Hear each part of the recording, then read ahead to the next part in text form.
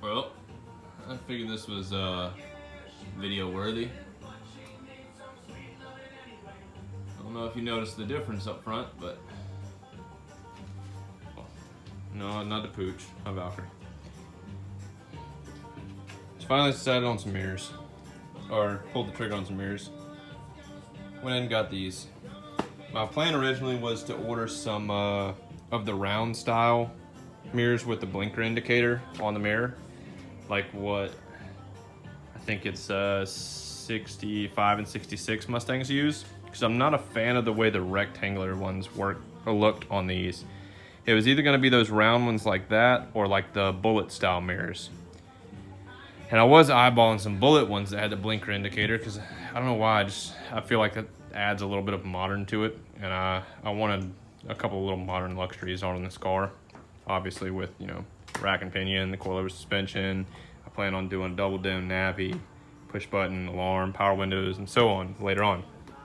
But a bunch of cars use those bullet mirrors, and along with wanting to do modern luxuries, I wanted to do things on this car that are more, I guess, race car inspired, track car type stuff, but without making it an actual drag car or strictly autocross car. I want it to be, you know, pro touring car. I want it to be essentially modern day sports car. So I thought eventually I want to do a carbon fiber hood when I do a long nose conversion.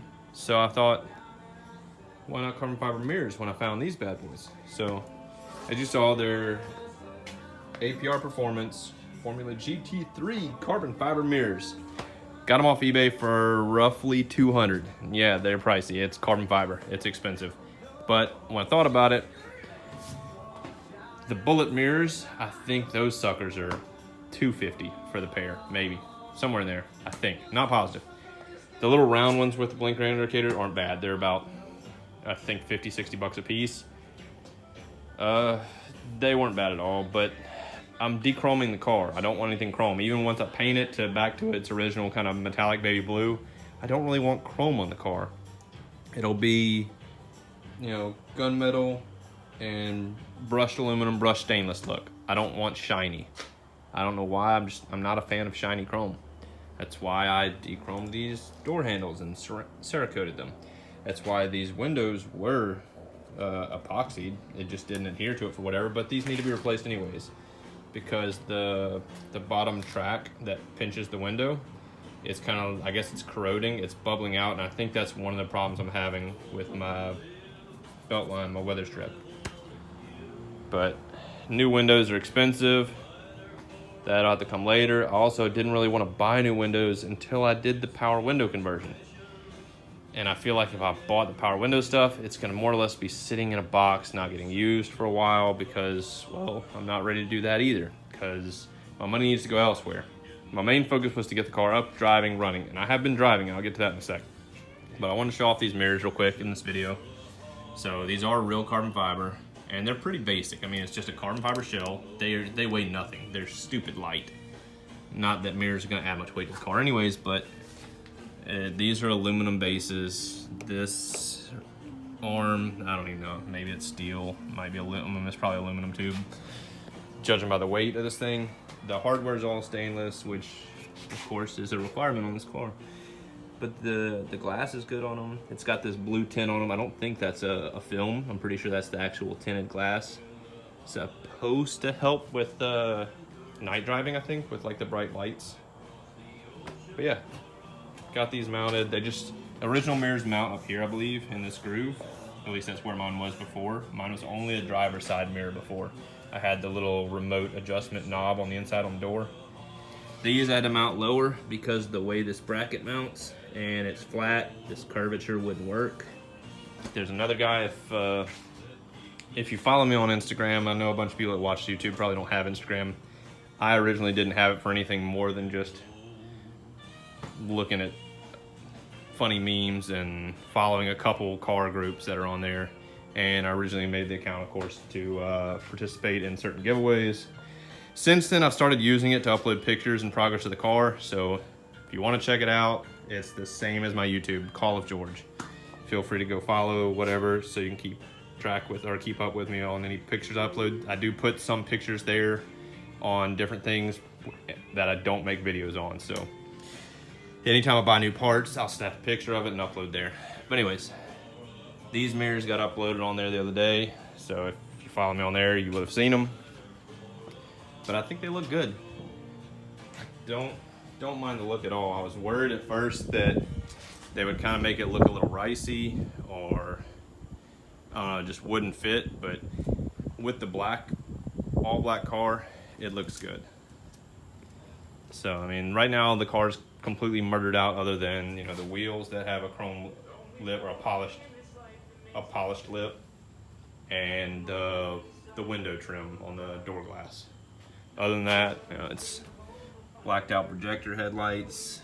This isn't blacked out, obviously, but could be if I wanted to. And I'm actually like that showing silver. Lets people know that it's turbo if they don't hear the dang thing spooling. But yeah, everything else is blacked out. I did also start, well, the inside's not obviously, but I did start fabbing up, or not fabbing, making a template for this back to make a board. That's what that cardboard is over there. I want to block this off because right now, with the windows rolled up, driving, it is obnoxiously loud listening to that fuel pump. I also think I'm gonna take some of this floor matting and mat the trunk area and that fuel tank. I think I'm gonna cover that in matting, hopefully to get rid of some of the noise. I don't know if I'm gonna cover this hump or not. I may, to try to deaden some sound from it. I don't know, but I've got some extra of that matte material still. I want to use it. So on to the rest. I'm not gonna make this video too long because, like I said, I mainly wanted to show those off, but I have been driving her. Anybody else that is or plans to be running Holley EFI, and more specifically a Sniper, especially if you're running a turbo, I can definitely help you out with tuning it. But I happened to stumble across some info that, you know, the higher end Holleys like the Dominators, the HPs, Terminators, if you download the software used to program those, they actually come with some pre-built tunes. And from what I saw, they're not perfect tunes, but they're ballpark. The fuel map didn't look very good at all, but the spark map was ideal. They actually happen to have a Turbo 302 tune, I'm guessing for the Fox Body guys. So I snagged the fuel map, the timing table from that and just copied it straight over to mine. Oh my God, night and day. This thing runs so much better now that I put that fuel map in. And surprisingly, it threw a lot more timing at the motor. Before I was idling at 18, I'm now idling at 25 to 30. So this thing loves timing, and now it doesn't ramp up from 25 to 30. It dips down when you get on the throttle, back down to like 20, 25, and then it goes back up. Obviously, it'll drop timing, wide open throttle, and boost, but my cruise timing is like anywhere from 30 to 36. So it is running way better. I'm running on 5 pounds now. I have boost controllers set up. I don't know if you followed that video or not, but I hooked up some dual MAC valves that controls boost on this thing. And right now I'm only sitting 5 pounds because, to be honest, I don't know how much boost this motor can take. So I don't want to throw a ton at it and risk breaking it. I don't know how much horsepower I'm making now, but my Focus RS that I drive is 350 horsepower, 350 torque. That's at the crank, at the wheels. Not at the wheels.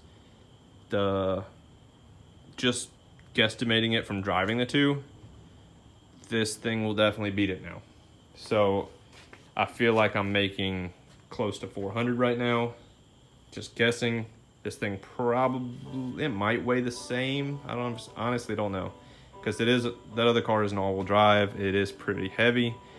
This isn't a stock Mustang. I've got a bunch of added suspension components that weigh a lot. So honestly, I couldn't tell you. I'm not gonna take it to a dyno and pay them. Ooh. Was that the hydraulic? I guess it's a one and done. That's what happens when the car sits for a while, I guess. But anyways, I'm probably gonna wait till after cruising or wait until I have another short block ready before I go throwing a little bit more boost at this thing. Because right now it's driving good, it's got power, it turns the tires over in first, it doesn't it doesn't turn them over in second. It'll spin them or chirp them when I slam second if I'm shifting high RPM, but it doesn't just break them loose when I build boost because it's not building a ton of boost. I know people that are running stock 302s with 8 pounds of boost are making around 500 horses. And from what I was told, 500 horses will destroy this 60 over flat tap at 302 block. Like, my engine builder cringed when I told him I was putting a turbo on this thing. But anyways, future things I need to do. I bought the magnets to do these door panels to get rid of those clips. That I need to do soon. As far as tuning this thing, I need to piddle around with the cranking, like turn key to where it fires right up. I need to play with that some, cranking fuel, get that to where I can just turn the key over every time it fires right up, no problem. Right now it's hit and miss depending on the temperature. Sometimes it fires right up with just a key turn. Sometimes I got to give a little throttle blip and it'll fire up and it's fine.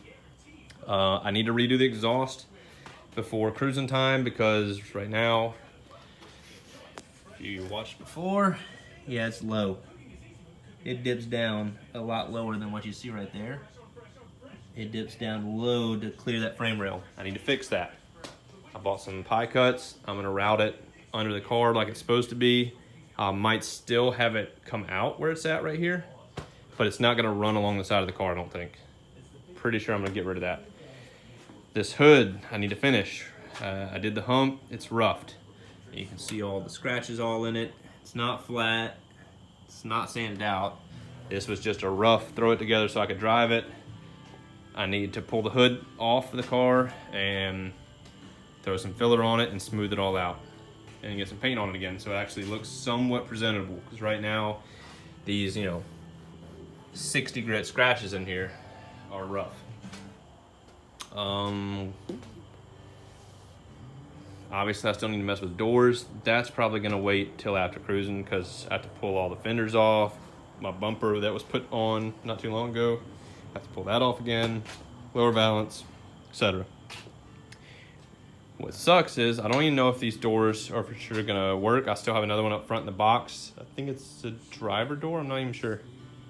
But I might have to swap it. So I did drill these and mount them. It's not that hard to swap them out. The glasses had to be swapped back out, but that's where the car's at right now. I don't think there's anything else to go over. I don't think I've done anything else. Along with what I was talking about, my money needing to go elsewhere than power windows and whatnot. My transmission's not gonna hold up too long. I mean, it works fine for now, but it can't hold power. So if I throw power at the motor, I'm likely to start breaking gears, tearing up synchros. These stock T5s weren't meant to hold a lot of power. They break easy, especially third gear. So I need to start saving away some money for not only a short block roller 302. I'll have to buy the block. I'll probably run stock crank. I'll have to buy possibly rods, definitely pistons, definitely a cam, definitely I'll probably get some link bar lifters because if I go 351, I'll need that anyways. I may just hold off on the link bars just because I can get away with the spider gear for the time being, and regular stock roller lifters aren't expensive. So I need to do that. I need to get money aside for a T56, which is the next transmission that's going in here, is a T56 Magnum or Magnum XL, whatever it is.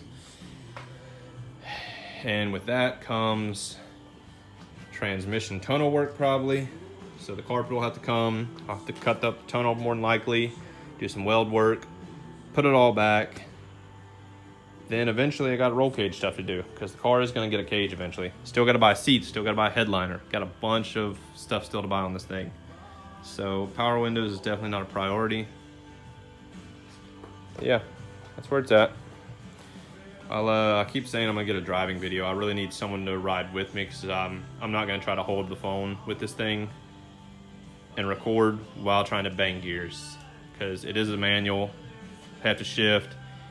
Another thing I have to do that I didn't mention is I need to go get an alignment done again, because the alignment shop that did this thing did a crap job. Anybody that's, well, I can't say for everywhere else, but I definitely won't be going back to the local Delta. I think it was the Delta Tire World. Yeah, won't be going back to them. So I have to find another alignment shop down here that I trust to touch my car and get them to do the alignment, because I'm pretty sure it's off. It definitely pulls a little bit to the left, and I get a lot of vibration on the highway interstate. So before I start sending too much more power at it or doing more crazy runs or anything on this thing, I definitely want to get the alignment fixed. Yeah, guys, if y'all want to see anything, or if you need any input or info, feel free to post, comment, ask, whatever, or message me. If you want to email me, my email is pretty simple. It's just 68stang68@gmail. So yeah, I'm pretty sure I picked up a couple of subscribers from the Holly EFI page. So yeah, if you need help with the Holly EFI stuff, feel free to email me, and I'll see what I can do to help. Like I said, I've learned a good bit playing with this one. So, all right, guys, thanks for watching. Catch y'all later. Oh, you rake wins that humbug.